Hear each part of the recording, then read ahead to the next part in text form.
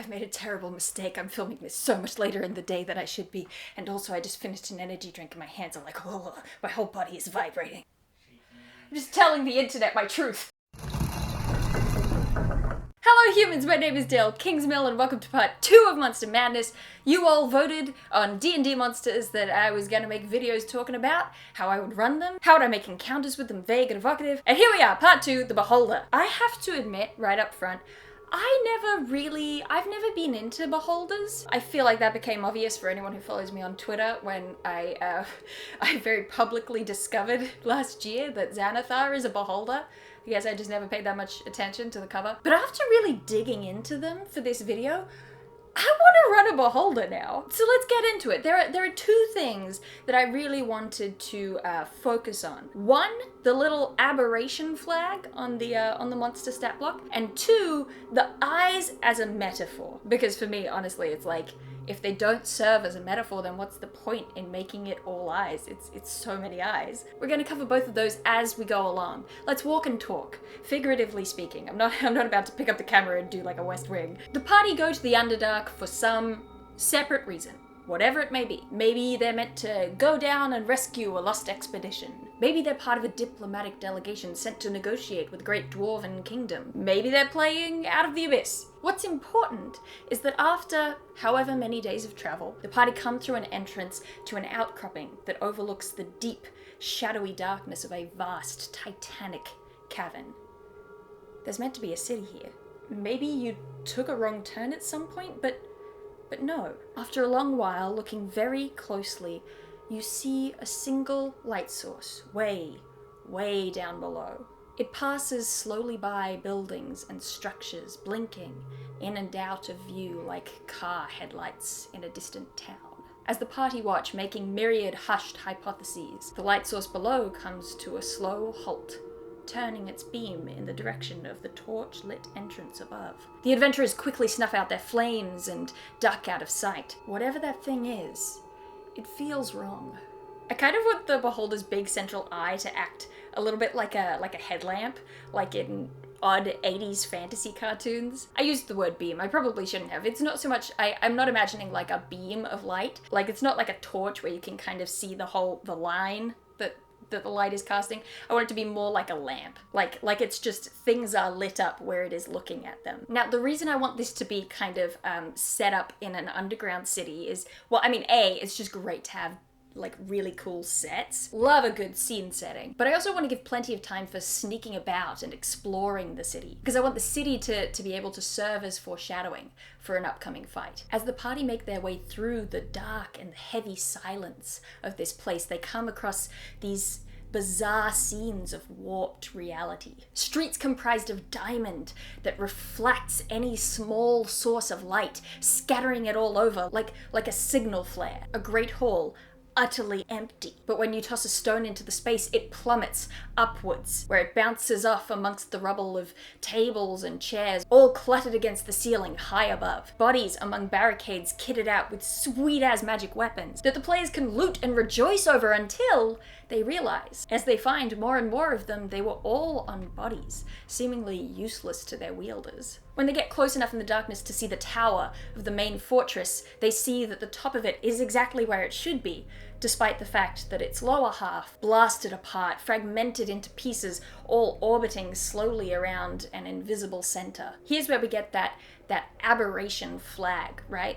This creature is some alien thing from beyond our realm. It understands things in a way that we can't, and as a part of that, we kind of can't understand it. I'm almost thinking parallel to Fae, but not Fae. I'm thinking something that can brush off reality according to its whims. Something that isn't of this world and so isn't bound by its rules. Fae are defined by their relationship with magic. For the beholder, I don't think it's magic. I think it's something slightly different, some otherworldly fabric altogether. The party can find the beholder making itself at home in one of the largest structures, conducting experiments on the creatures still living. You know, a little edge of GLaDOS. This is where we get the eyes as metaphor. I want to depict the beholder as a being of curiosity and observation.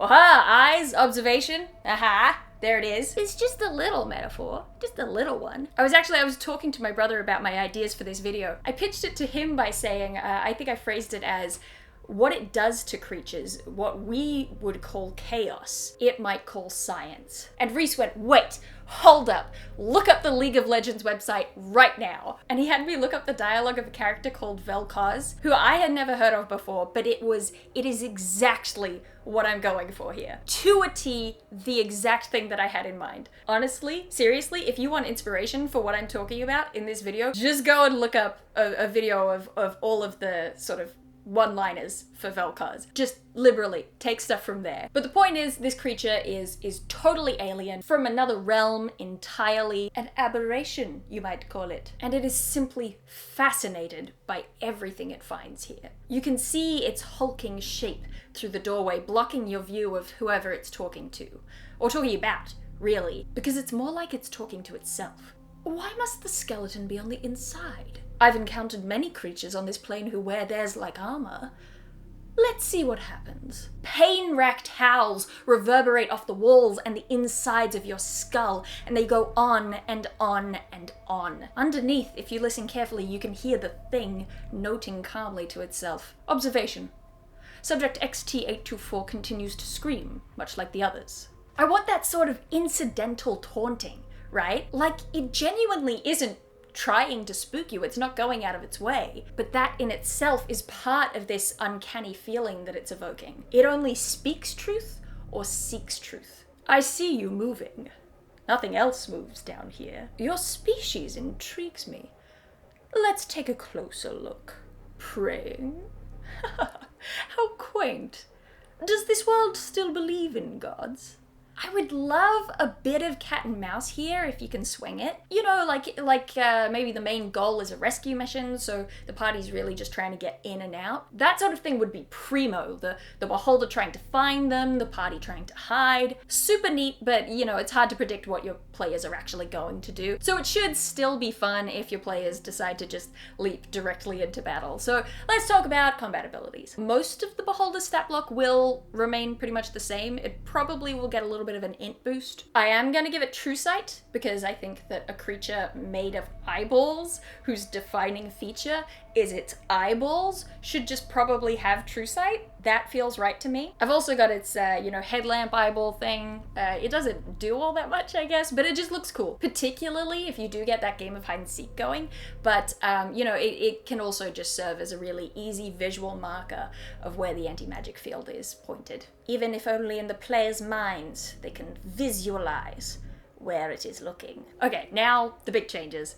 We all knew I was going to make some big changes. It seems to me that the fun of a beholder fight, the thing that makes people excited about the prospect of a beholder fight, is the sort of chaotic quality of the battle. There are so many different effects that could come into play, and no one, not even the DM, knows which ones will be used when. What's gonna happen each round? Heck if I know. However, looking at the stat block given in the monster manual, I don't think that the eye stalks are doing the most evocative things that they could. They're fine. Don't get me wrong, they're fine. But a lot of the effects are similar to one another, or they're effects that just take the player out of the combat. And all those abilities together, they can be deadly, but they can also very quickly leave a player frustrated rather than delighted by the misfortune that has befallen them. So I want something with a little bit more of a wild magic surge flavor, but not a wild magic surge. It's that aberrant nature coming to the fore again. Because it has this otherworldly feeling, I want it to feel like it reaches beyond the game to touch the players. Effects that emphasize the chaotic and incomprehensible nature of this being. Ultimately, basically, the combat encounter itself, I think, comes out to be less deadly. It will probably be less deadly, but I think that the lasting consequences of it will still be there, they'll just be different and hopefully more interesting. So let's go through it, shall we? All right, you roll for your eye beams. Personally, I'm imagining this with rolling for 2. So that's you roll a d10 as per usual, but all the effects have changed. Number 1, golf. It's like your character is seeing everything upside down, or more accurately, it's like, you know how you already see everything upside down and your brain flips it for you? like that Death Cab for Cutie song, it's like your brain stops flipping the image. That's what's happening to the character, but it also affects the player in that the player is now trying to roll low numbers instead of high numbers. A 1 becomes a critical success. Their modifiers now subtract from the total, and you will probably want to write down a reverse AC for the beholder so that you can easily tell whether or not they hit. There's no save on this, but it is a concentration ability. Number 2, reverse gravity. It's just straight up reverse gravity. They get a dex save. This is also a concentration ability. You do get to choose the targets, and word of warning, something like reverse gravity, I wouldn't personally use on someone who is like a pure martial character. It's not that fun for the barbarian to be stuck on the roof, unable to hit the beholder. Number 3, word salad. Your character may now only talk in deep speech. You as the player now have to speak your sentences backwards. Like backwards sentences you're speaking as. Yet again, no save, just a concentration thing. By the way, these concentration check things, I would have it that the beholder can maintain 2 concentration effects at one time, and also it has to make concentration checks when it takes damage, as per usual. Number 4 is another concentration thing. As long as the beholder is maintaining concentration on this, your character has to re-roll initiative at the end of every turn. Their perception of the passage of time gets warped. Number 5, I've been calling pay with change. The character, it's like they can feel every individual muscle that is involved in every movement that they make. It doesn't stop them from being able to make those moves, but it certainly feels weird. Any kind of a roll that would ordinarily use a d20, that player now rolls 5d4, which that kind of thing is fun to me because it has its pros and its cons. That character is now much more likely to pass their checks because they're more likely to hit the average, and on top of that, the average is slightly higher than on a d20. But the other side of it is that they are now extremely unlikely to crit. Number 6, force choke. Yeah, I sprinkled some pretty standard things in here. This one, they do get a save. I treat it like a grapple, and it is also a concentration ability. Number 7,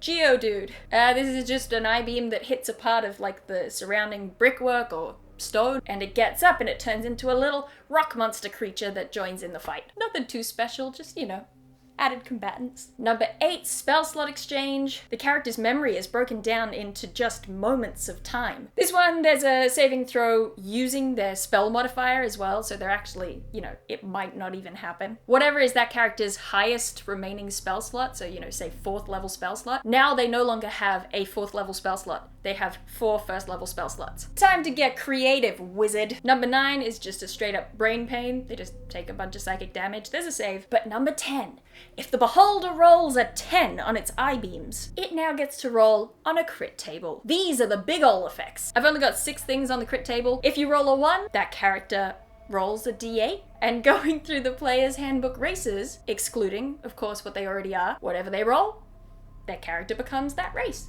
Bear with me, hold up. Drop the pitchforks and torches. Just for a minute, just wait. I just want to finish this crit table first. If the beholder rolls a 2 on the crit table, the targeted character must re-roll their hit point maximum. As in, they take all of their hit dice and they roll them all again, and they will have a new hit point maximum. Whether it be higher, whether it be lower, whether it be about the same. Their current hit points don't change, their maximum does. You can throw a saving throw onto that, make it a con save. I would say for crit effects, maybe raise the DC by 1. I've got my DCs for non-crits at 16, and my DCs for crits at 17. 3 on the crit table, roll a d6 twice, and swap the corresponding stats. Could be nothing, could be huge. Reality is warping. Number 4 is a little bit more standard. I've put the petrification here in the crit table. DC 17 con save. The other thing about it is that instead of turning to stone, I've got you turning into diamond, because that's just cool. Starting with your arm, crystalline veins begin to form, coating your entire body until you freeze and lock into place. A shining, precious statue. Or not at all, maybe you shrug off the effect, but to whatever degree it has progressed, I think should stay in place. You have a diamond arm now. 5 on the crit table, the character gains a level in Aberrant Mind Sorcerer. Hey fighter, you have spells now. What I like about this is that we're told in the fluff of the sorcerer that they get their abilities from all sorts of different things. They could get their powers just from having been exposed to something real weird, like the Ninja Turtles. In this case, that weird thing that they're exposed to is a beholder rewriting who they are. Doesn't work on sorcerers. They've already got too much magic in their blood. And number 6, the classic Disintegrate. Works as usual, except that I would probably change it from a dex save to a con save, because I want it to feel more like Jean Grey reaching into your atoms and pulling them apart. As far as additional things it can do, so the laser beams I mentioned, either as an extra part of its action, or maybe as legendary actions, depending on, you know, what you want it to do. Sprinkling them throughout the turn order might be fun. The Beholder can just make straight up laser beam attacks. Not too much damage, but not too little. I've got so many of its Eye Stalk effects not dealing direct damage that I do think that I should mitigate that a little bit. You know, just let it zap people occasionally. Another reaction I threw in was that when it takes damage from a melee attack, it can just pick that person up and telekinetically throw them. It feels like a natural extension of the Force Choke thing, or you know, depending on the order that things happen, the Force Choke gets to feel like an extension of that. Aha! Signature move, because all good monster battles need one. Body Swap Sweep. DC 16 Charisma Saving Throw. I love being able to give things Charisma saves because they're so rare. Everyone within a certain area, possibly the whole battlefield, who knows, has to make this Charisma Saving Throw. If they fail the saving throw, nothing happens at first. The fighter tells you, I charge the beast and I stab it in its eye. And you describe as everyone watches the wizard pull out their dagger and charge forward to try and stab the Beholder in the eye. Because the fighter and the wizard have swapped bodies. Anyone who failed the check, once the effect has been revealed, just have those people pass their character sheet on round the table. I do recommend, actually, each test that I did of this battle, the Beholder lasted about 4 rounds. If the Beholder is late in the initiative order, use this ability on the 3rd round. If the Beholder is early in the initiative order, use it on the 4th round. For me as well, this ability would replace any Eye Stalk or Laser Beam attacks for that round. So, okay, yes, let's talk about this. Not all of these effects have saves, and some of these effects I am describing as permanent effects. But hold up, it's okay. For stuff on the non-crit table, I would say that those abilities just end when the Beholder dies. And for the lingering crit effects, while I do think that they need to hang around for a while after the combat finishes, just to really give the oomph of those effects, you can always very easily just say that the character just needs to undergo a greater restoration spell. Or you can say they have to go on, you know, X mini quest in order to reverse the effect. Because yeah, it totally makes sense that your players might be upset at the prospect of suddenly being an elf rogue when they were a Goliath barbarian. But I think as long as you make it clear that it is not a fully permanent change, your players can have fun with it. They can have fun having a body swap episode. There's a lot of options there for moving forward with the narrative, and that's kind of what I want to be the lasting consequences of fighting this kind of a reality-bending creature. Now, I think that it would honestly be pretty fun to build in like a Death Star exhaust port into the Eye Stalks. I think it's a pretty natural thing for players to want to cut off the eye stalks or wound the eyes in some way to stop them from having effects, which rules as written is not how it works. For me, you know, don't make it too easy. Use like a cold shot that was called shot,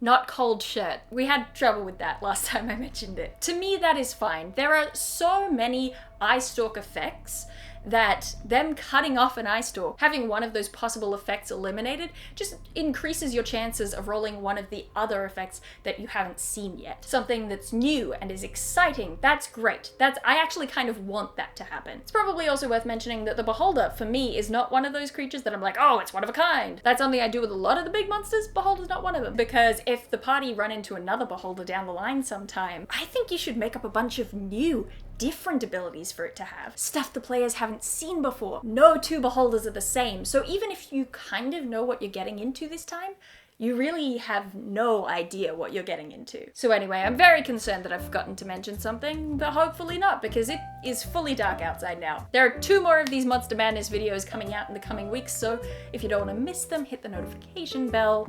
Click all the video things to show me that you like the video. Apart from that, I do believe that's it. I'm done. Email this to your grandma, and I'll see you some other time.